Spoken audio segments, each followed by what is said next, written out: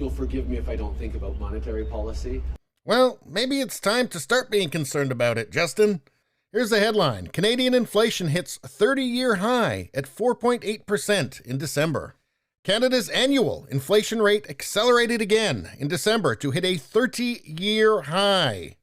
That's led by higher prices for food, vehicles, and shelter. And inflation's going to get worse due to an insanely stupid decision by Trudeau. We're going to get to that in a minute. Let's just go a little bit more with this. Inflation rose to 4.8%, in line with expectations, and up from 4.7% in November.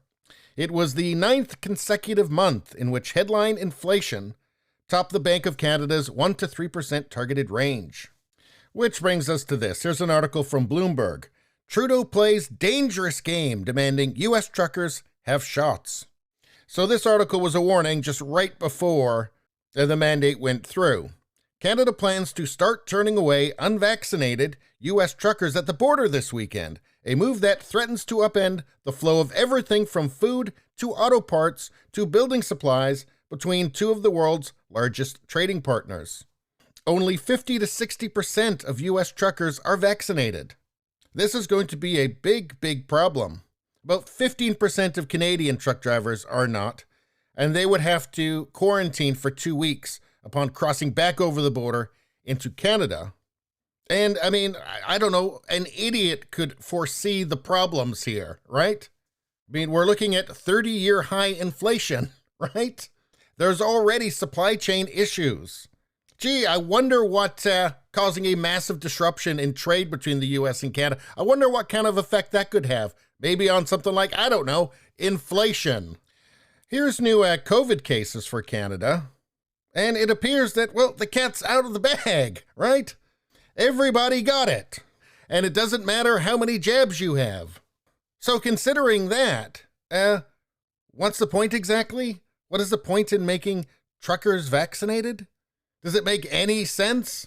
It certainly doesn't seem there could possibly be any science reason for it. So what is it? Is it just politics? Is it Trudeau wants to look like a tough guy? Does he think this is going to poll well for him? Well, not so quick. Canadian support for lockdowns and government dips amid the Cron wave. This is from Global News. Canadians are losing confidence in government leaders and their response to the Cron, a new Ipsos poll shows. The poll shows that only 49% of Canadians approve of Justin Trudeau's response to the latest surge.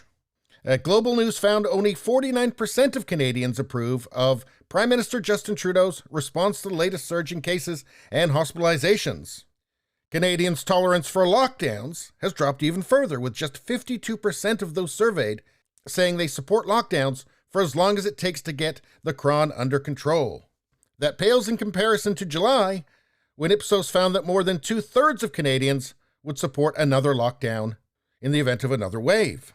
To be honest, I'm shocked that it's as high as 52%, but it's Canada.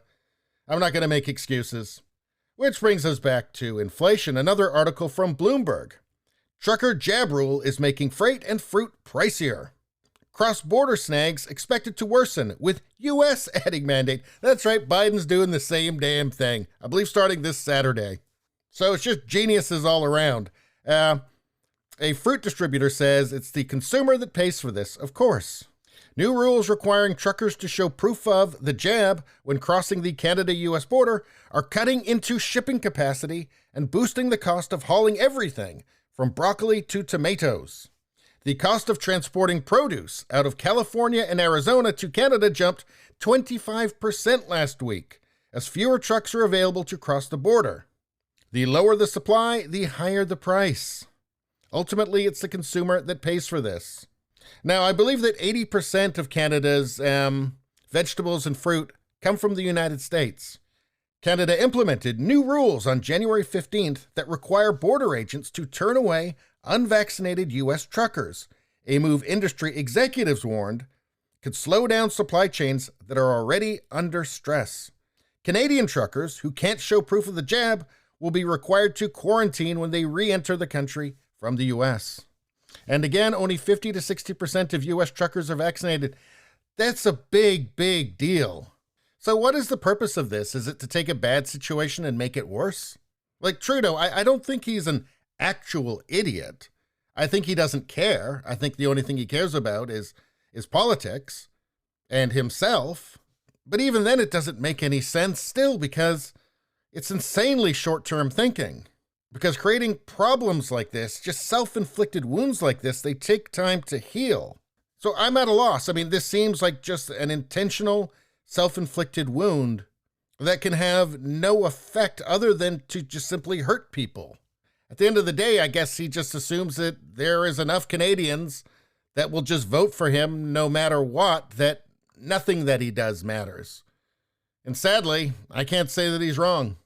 Anyway, that's all I got to say about that. Please subscribe, like, and share. That really helps me out. If you just like to listen, there's the podcast Radio Baloney. It's on pretty much every platform. If you look for it, you will find it. Thank you very much.